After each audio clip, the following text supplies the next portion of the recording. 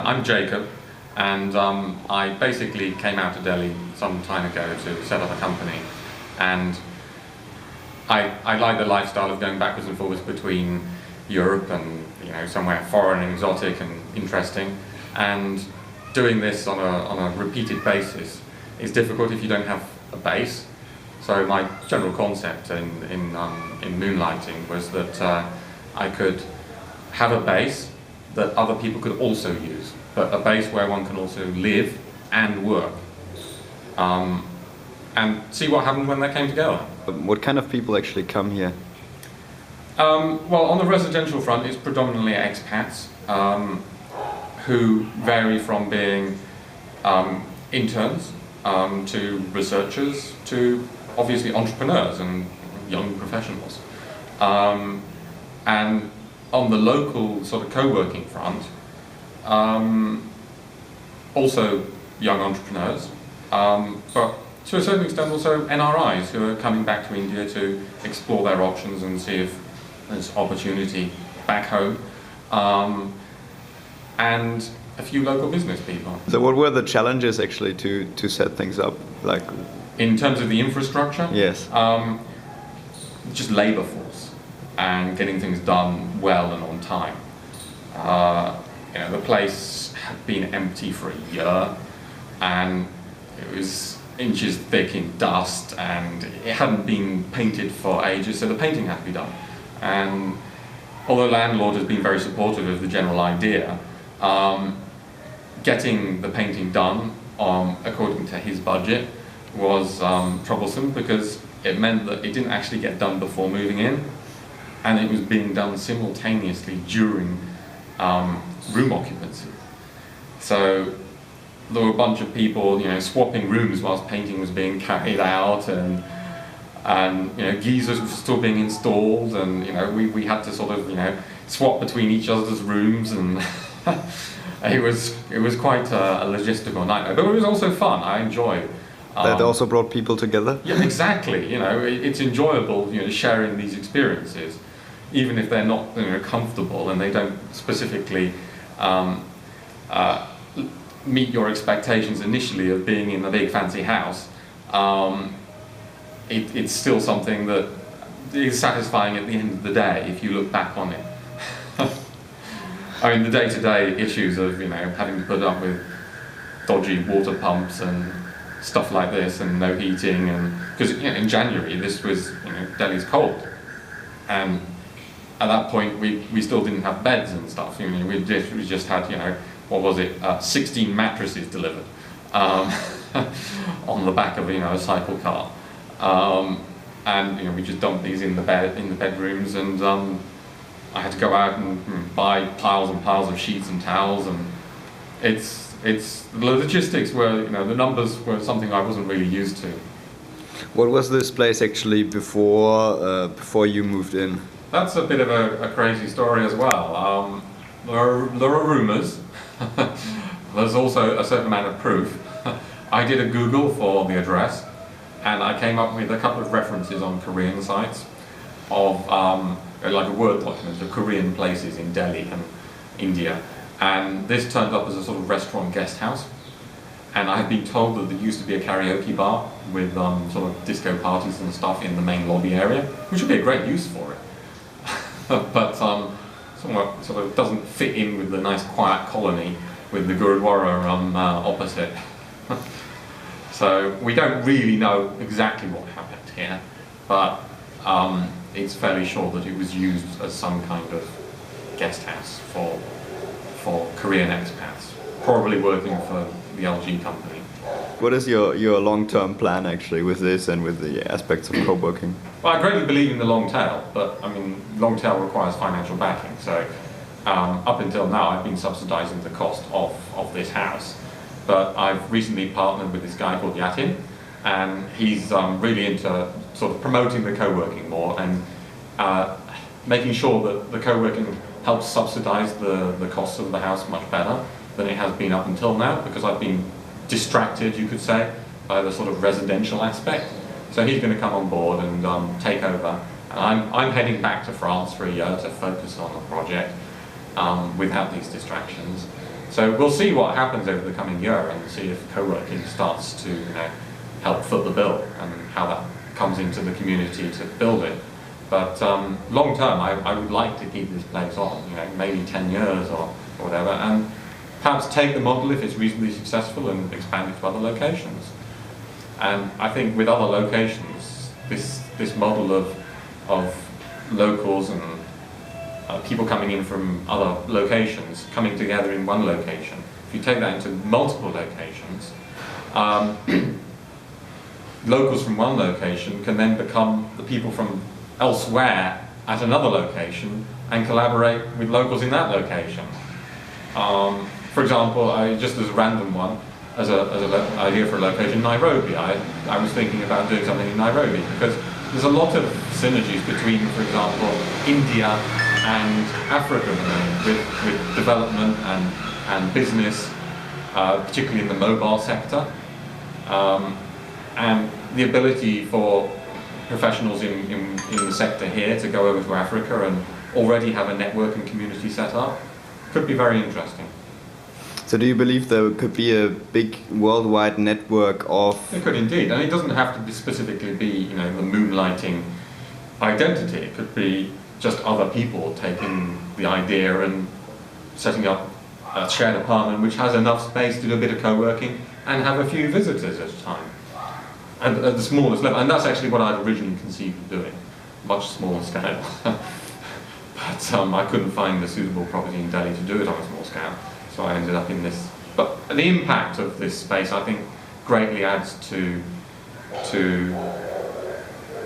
the community. It inspires and supports, but also possibly sets the wrong expectations about what kind of community it is. So this is really interesting. So you believe that that actually it could spread like a virus, like people who I don't know about a virus. A positive virus that, like, when people experienced co-working. Maybe cancer. It could spread like a cancer. Why? with certainty, but slowly. Maybe with a better benefit at the end, though.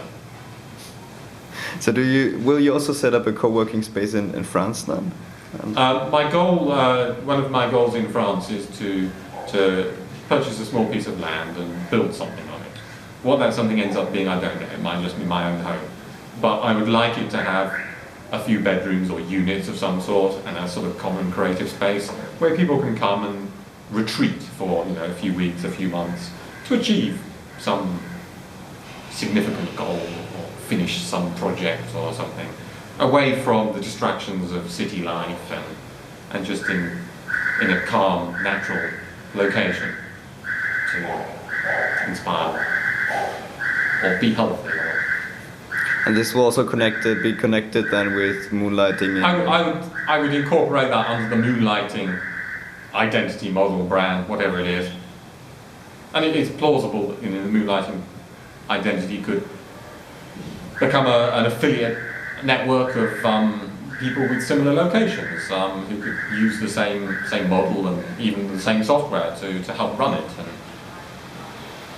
And I have no particular preconceptions about how my ideas can move into the future. I just have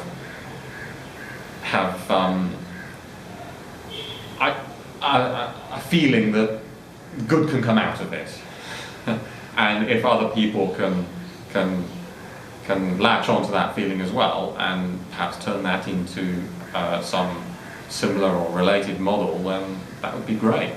So that people from one location or one of those affiliated models can collaborate with those in another part of it, then I like that idea. I mean, there's a number of networks around the world who have taken co-working, like the Hub, for example, and I think they have a marvelous approach to bringing together people, particularly in social enterprise, to collaborate and provide them with this worldwide network if they want to develop outside their own locality. But having a place to stay and the ability to interact with other people outside of just work increases that value tremendously. The question is how you make it work. I mean, if you look at a hotel charges a lot more, but makes it work because they have a larger vacancy ratio, which they can accommodate through this increased revenue. But if you look at the other end of it, which is sort of like flat shares, you inevitably have no scope for covering empty periods. And I think it's very hard to find the middle ground, which is effectively where people who are traveling for business on a mid-term basis or to explore opportunities, that's where they fall. And trying to provide some sort of base or service for them is difficult in the positioning of the value and the costs. So, I mean, time will tell how that pans out. So do you think it could also like help you in economies of scope when you partner up with other co-working spaces around the world? I'm not sure. I'm not sure to what extent people in other co-working spaces really need to use other locations. The kind of people I'm talking about at this point in time, I mean, maybe in the future, the economy and people's professional models will change completely, and people will be more used to moving around and working in different locations and going where the jobs are and opportunities are.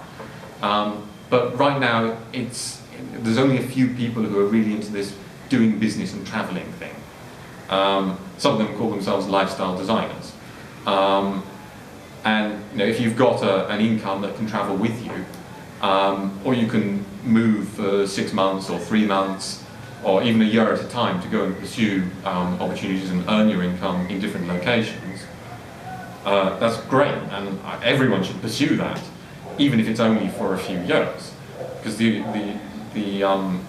things you learn from that and the experience you gain, and ultimately the wisdom you can then apply to the rest of your life is fantastic. But those people are fewer, which is why we have quite a diversity in the types of people who stay here. It's not just traveling professionals. It's also people who are doing internships and who are just stopping off for 2 weeks to finish something or meet someone or visit even family, particularly in the wedding season. But they don't provide enough in terms of the ultimate goal of my model. They don't provide enough support to the financial model.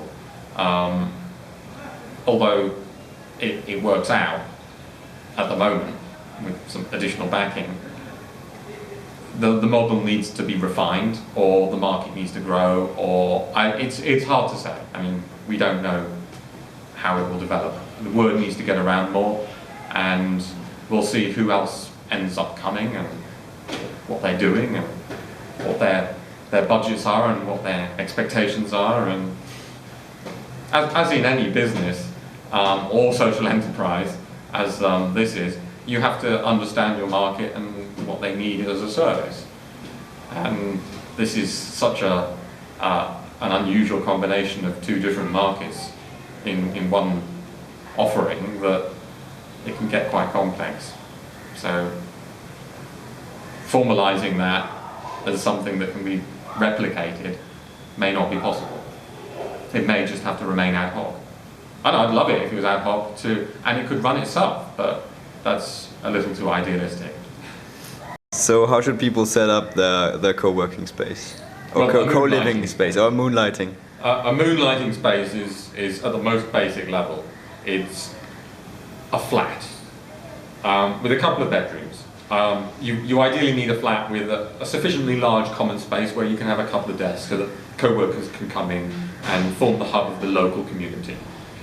Then you need at least one bedroom for people who come in who are outside the local community and stay and interact with the local community.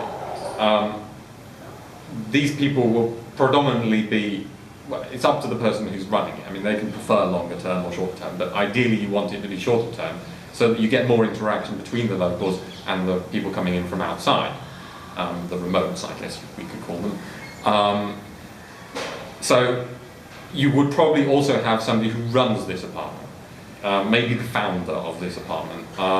So they'd probably need their own bedroom, but in my scenario, I would only be there 6 months of the year or something. So you might want somebody who can, the other 6 months of the year, become the community manager. Or if you're focusing on your own projects and you don't want to run the space, depending on how complicated it gets and how many people are involved, you might want a local person who comes in and volunteers or something like this, just to help bind the community together. And otherwise, my ideal scenario is the autonomous one, where everybody volunteers some time to introduce new arrivals and get them acquainted with the local city or location, and that's about it really. All you need is an apartment with a bit of space to work, an apartment with a bit of space to stay, and become part of the moonlighting concept and see who comes to stay and who comes to work and build it from there. But I really believe that this combination of working and staying together are valuable and makes for a fun working experience as well. Not just for the locals, but the remotes. If you go to a foreign city that you've never been to before, it's hard to end up in a balanced social environment and a balanced professional environment. So by combining them, I believe you achieve the balance.